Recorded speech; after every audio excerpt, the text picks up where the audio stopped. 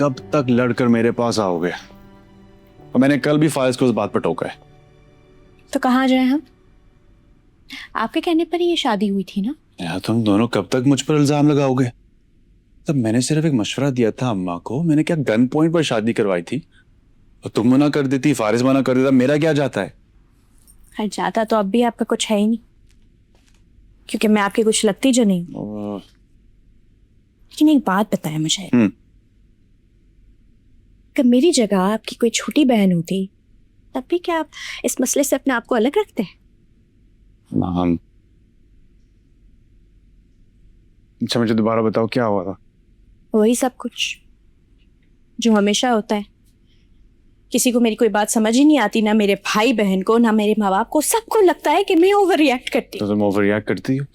मैंने तुम्हें खुद देखा है बहुत बुरी तरह शाउट करते हुए, चीजें फेंकते हुए। तो खुद सोचो तुम्हारे बच्चे पर क्या असर होगा। किसी को ये एहसास है कि मैं ये सब क्यों करती हूँ, किस वजह से मुझ पर ये सब असर पड़ा है किसी को एहसास? सुकून से नहाने भी नहीं।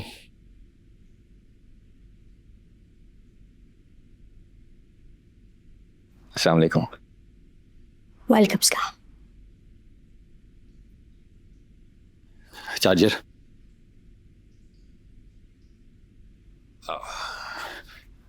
टॉवेल यहाँ पता नहीं कौन रख देता है। वॉशरूम में अच्छी बड़ी जगह है।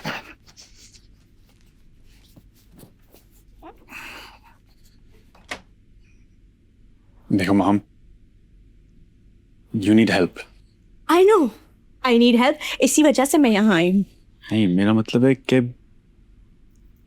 तो किसी थेरेपिस्ट से मिलो। तुम्हारा मतलब एंगर का जो इश्यू है वो।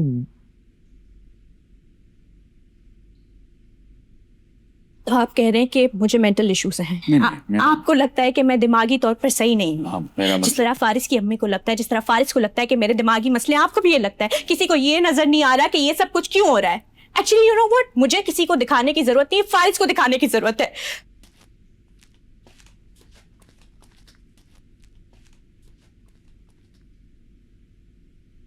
You know what, I am really sorry.